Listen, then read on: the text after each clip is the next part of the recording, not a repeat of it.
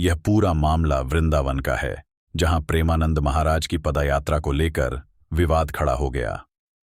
प्रेमानंद महाराज, जिनके विचारों को सुनने के लिए लोग दूर दूर से आते हैं, जो सालों से वृंदावन की सड़कों पर परिक्रमा करते आ रहे हैं, उन्हें अचानक विरोध का सामना करना पड़ा। विरोध करने वाले थे एनआरआई ग्रीन सोसाइटी के कुछ लोग, जिन्हें महाराज की पदयात्रा से परेशानी हो रही थी।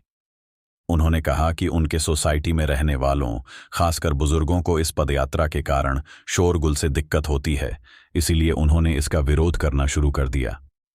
इस विरोध के चलते प्रेमानंद महाराज ने अपनी पदयात्रा को अनिश्चित काल के लिए रोक दिया, क्योंकि वे नहीं चाहते थे कि उनकी वजह से किसी को कोई परेशानी हो। लेकिन यह फैसला ब्रजवासियों को पसंद नहीं आया। जैसे ही स्थानीय दुकानदारों और श्रद्धालुओं को इस विरोध की खबर मिली, उन्होंने इसका जबरदस्त जवाब दिया। ब्रजवासी दुकानदारों ने एनआरआई ग्रीन सोसाइटी वालों के बहिष्कार का फैसला कर लिया। उन्होंने अपनी दुकानों पर साफ साफ लिख दिया कि वे एनआरआई ग्रीन सोसाइटी के लोगों को कोई सामान नहीं बेचेंगे। मामला बढ़ता गया और धीरे धीरे एनआरआई ग्रीन सोसाइटी के लोग खुद को अलग थलग महसूस करने लगे। इस विरोध का असर यह हुआ कि सोसाइटी के अध्यक्ष को खुद प्रेमानंद महाराज के पास जाकर माफी मांगनी पड़ी। वे महाराज के पास पहुंचे और कहा कि सोसाइटी के कुछ लोग यूट्यूब वीडियो देखकर बहक गए थे। उन्होंने जो बयान दिए वह बिना सोचे समझे दिए थे। उन्होंने यह भी कहा कि वे खुद महाराज को पिछले 12 से 14 साल से जानते हैं और पहले उनकी पदयात्रा में शामिल भी होते थे, लेकिन अब भीड़ बढ़ने के कारण नहीं आ पाते।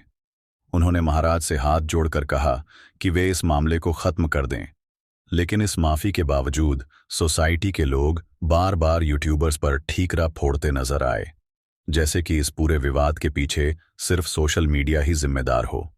जबकि सच्चाई यह है कि प्रेमानंद महाराज की परिक्रमा का विरोध जिस तरह से किया गया, पोस्टर लगाए गए, उसके गवाह पूरे वृंदावन के लोग हैं।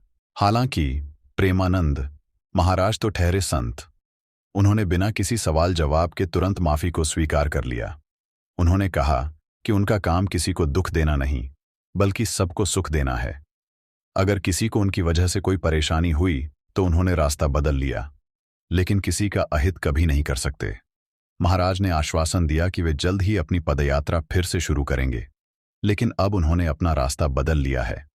पहले वे एनआरआई ग्रीन सोसाइटी से होकर गुजरते थे, लेकिन अब उन्होंने नया रास्ता चुन लिया है, जो प्रेम मंदिर के सामने से होकर गुजरेगा और श्री राधा किली कुंज तक जाएगा। इस पूरे घटनाक्रम में कई सवाल उठते हैं। क्या सच में सोसाइटी के लोगों को शोरगुल से परेशानी थी, या फिर यह किसी और वजह से किया गया विरोध था? क्या यह सिर्फ कुछ लोगों की नाराजगी थी, या फिर यह एक बड़ा मुद्दा बन गया था? और सबसे बड़ा सवाल यह कि जब प्रेमानंद महाराज ने खुद परिक्रमा रोक दी थी, तब दुकानदारों को इतना बड़ा कदम क्यों उठाना पड़ा? यह मामला दिखाता है कि श्रद्धा और आस्था से जुड़े मुद्दों पर समाज कितनी तेजी से प्रतिक्रिया करता है। सोसाइटी के लोगों को जब दुकानों से सामान मिलना बंद हो गया, तो उन्हें समझ आया कि उन्होंने गलती की थी। लेकिन सवाल यह भी है कि क्या यह विरोध आगे भी जारी रहेगा, या अब सब कुछ शांत हो जाएगा? इस पूरे मामले पर आपकी क्या राय है? क्या सोसाइटी वालों का विरोध सही था, या दुकानदारों का बहिष्कार जायज था? देश और दुनिया की तमाम ताज़ा खबरों के लिए बने रहे एआई न्यूज़ इंडिया के साथ। वीडियो को लाइक करें, शेयर करें और चैनल को सब्सक्राइब जरूर करें। आपका क्या कहना है इस वीडियो पर? कमेंट में अपनी राय जरूर दें। लेटेस्ट अपडेट्स के लिए हमारे चैनल को सब्सक्राइब करें।